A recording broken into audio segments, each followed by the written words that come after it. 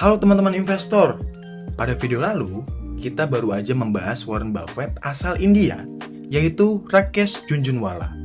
Nah, di kesempatan kali ini, kita akan membahas salah satu tokoh penting yang gak kalah menarik, yaitu Peter Lynch. Seperti yang kalian tahu, Peter Lynch ini seringkali menjadi inspirasi bagi para investor dunia.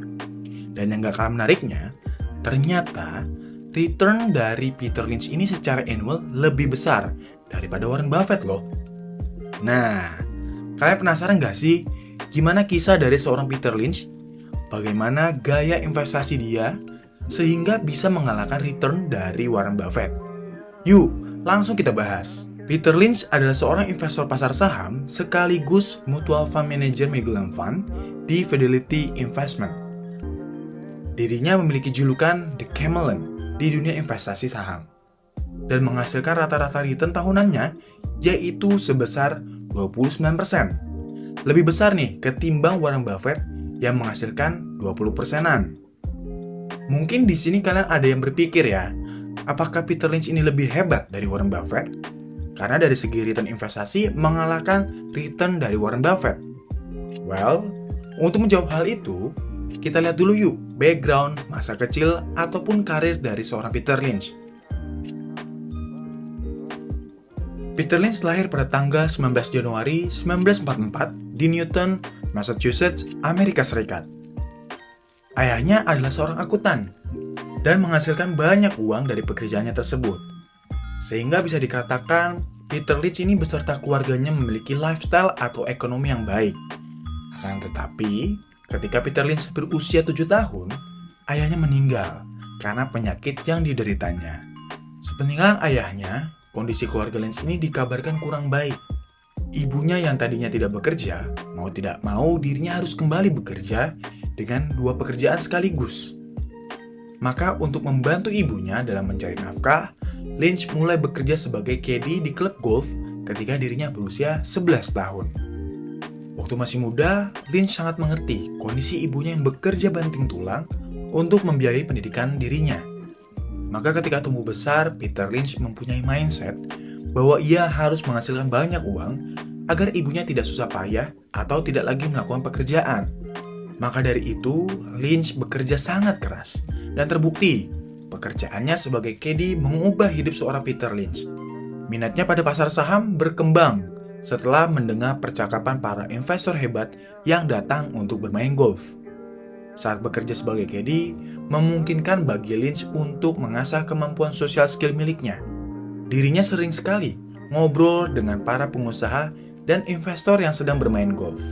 Singkat cerita, dengan pekerjaannya, Lynch bertemu dengan mentor yang mengubah hidupnya 180 derajat. Dirinya bertemu dengan Executive Vice President of Fidelity, yaitu George Sullivan. Pertemuannya dengan George Sullivan tentu tidak terjadi begitu saja. Peter Lynch meninggalkan kesan pertemuan baik dengan Sullivan. Ketika sedang turun hujan, George Sullivan ini ketinggalan payung yang dibawa olehnya.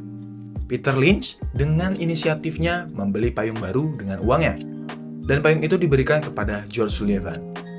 Hal inilah yang membuat George Sullivan terkesan dengan Peter Lynch.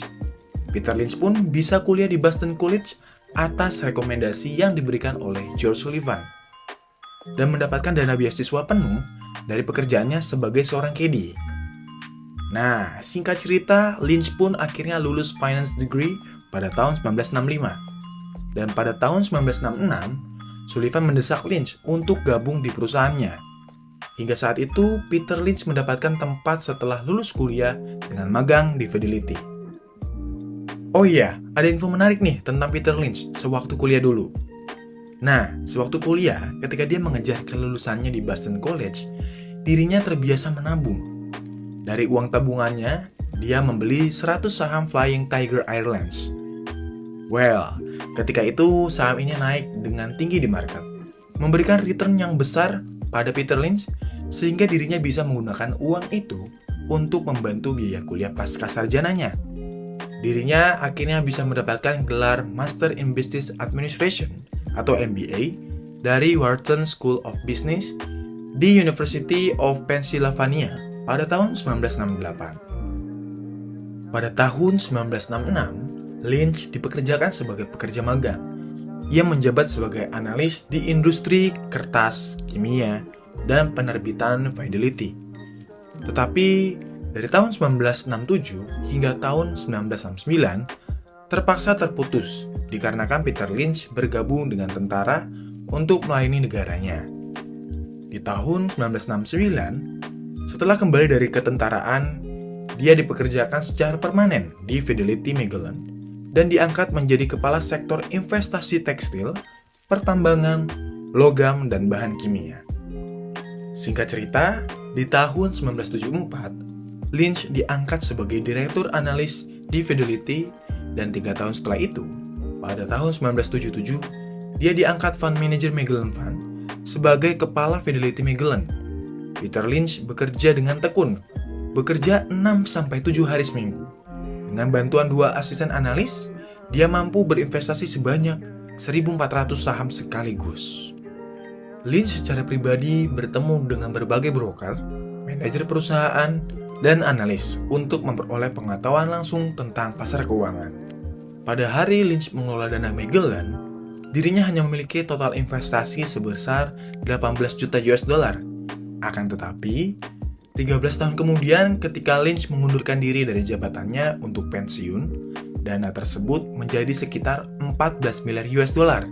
Ini adalah pencapaian besar, di mana 13 tahun karirnya, kerja keras, dan ambisinya dapat terbayarkan dengan pertumbuhan historis aset perusahaan dan pengembalian return tahunan sebesar 29,2%.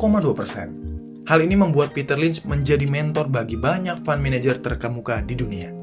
Bayangin aja deh, kalau ada orang yang memasukkan 1.000 US dollar ke dalam portofolio yang dikelola oleh Peter Lynch, dana tersebut akan menjadi 28.000 US dollar pada hari di mana dirinya pensiun.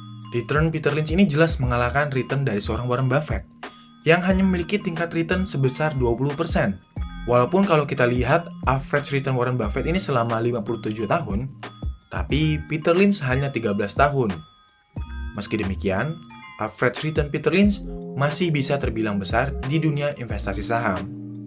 Mungkin kalian ada yang bertanya-tanya nih, gimana sih pendekatan investasi yang dilakukan oleh Peter Lynch? Kok bisa sebesar itu? Nah, ada 3 kualitas penting yang dilihat oleh Peter Lynch, yaitu mengenai saham yang memiliki profitabilitas, harga, dan model bisnis yang baik.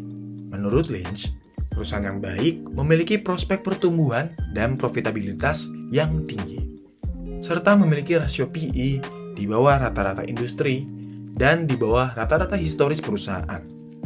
Selain itu, perusahaan sebaiknya memiliki dividen yang terus tumbuh selama rentang waktu 20-30 tahun. Utang perusahaan juga harus rendah, dan rasio kas bersih terhadap harga saham juga harus tinggi.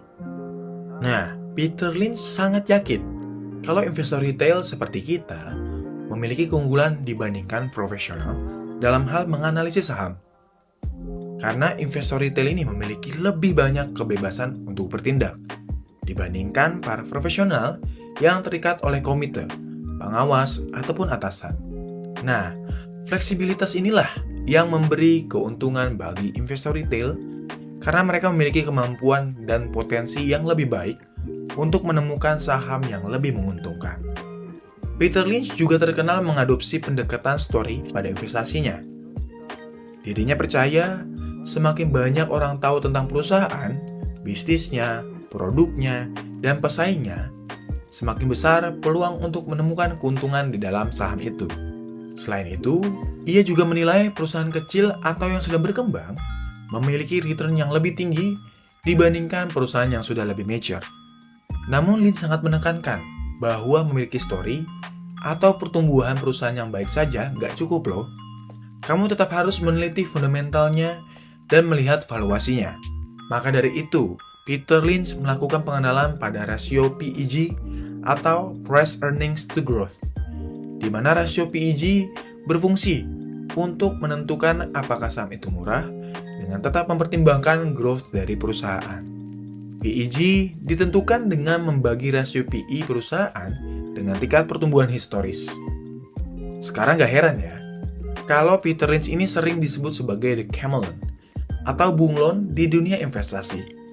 Pertimbangan beliau di tiap kondisinya bisa saja berbeda-beda. Julukan ini diberikan olehnya karena kemampuan adaptasi investasinya yang bisa saja berubah sesuai dengan kondisi market. Walaupun Peter Lynch ini memiliki julukan The Chameleon, dengan gaya investasi yang berbeda di setiap kondisi, akan tetapi beliau memiliki prinsip investasi yang sama, yang tentunya bisa kita pelajari nih. Apa aja sih prinsipnya? Yang pertama adalah, sebelum membeli saham, seorang investor harus tahu bibit, bebet, bobot dari perusahaan tersebut. Nah, ketika kita sudah melakukan analisa menyeluruh, pastinya diri kita nggak akan terbawa oleh arus naik turunnya market. Karena kita tahu penyebab apa saja yang dapat mempengaruhi kinerja perusahaan tersebut, anjlok atau untungnya. Hal ini akan membuat kita lebih confident dalam berinvestasi saham. Prinsip yang kedua yaitu diversifikasi menurut Peter Lynch itu memang wajib. Namun, jangan terlalu banyak. Jumlah emiten yang ada di portofolio setiap investor tentu berbeda, sesuai berapa banyak emiten yang bisa kita handle. Karena ketika kita membeli saham, kedepannya kita mempunyai kewajiban untuk melakukan kontrol pada saham tersebut. Kalau kebanyakan, malah kita sendiri yang akan kesulitan. Prinsip selanjutnya yang ketiga, Lynch tidak menganjurkan untuk investor menebak-nebak suatu perusahaan akan memperoleh laba dari perusahaan yang secara historikal merugi. Jadi, menurut dia lebih baik tunggu perusahaan tersebut mencetak laba, baru deh kita boleh masuk untuk invest. Prinsip yang keempat, yaitu sering sekali para pelaku pasar sangat senang dengan saham-saham yang lagi ramai diperbincangkan. Lynch sendiri yang bilang bahwa perusahaan yang bagus biasanya banyak yang tidak orang sadari. Oleh karena itu, kemungkinan untuk profit besar justru terdapat pada emiten yang banyak orang tidak sukai. Prinsip Peter Lynch yang terakhir adalah jangan dipaksakan jika kita belum menemukan perusahaan yang menurut kita layak untuk investasi. Ada beberapa penyebab, misalnya secara harga saham belum cocok atau valuasinya sendiri belum begitu murah.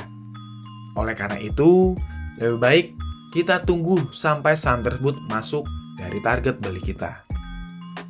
Nah, itu tadi adalah kisah dari seorang Peter Lynch. Kalau kalian, ada nggak nih yang mengidolakan beliau? Atau udah ada yang punya koleksi buku Peter Lynch ya? Yang judul bukunya yaitu One Up on Wall Street maupun Beating the Street. Coba kalian absen dong di kolom komentar ya. Oke, itu aja pembahasan kita tentang Peter Lynch kali ini. Kalau kalian suka dengan videonya, jangan lupa untuk klik like, subscribe, dan nyalakan notifikasinya agar nggak ketinggalan video-video kita berikutnya. Bye!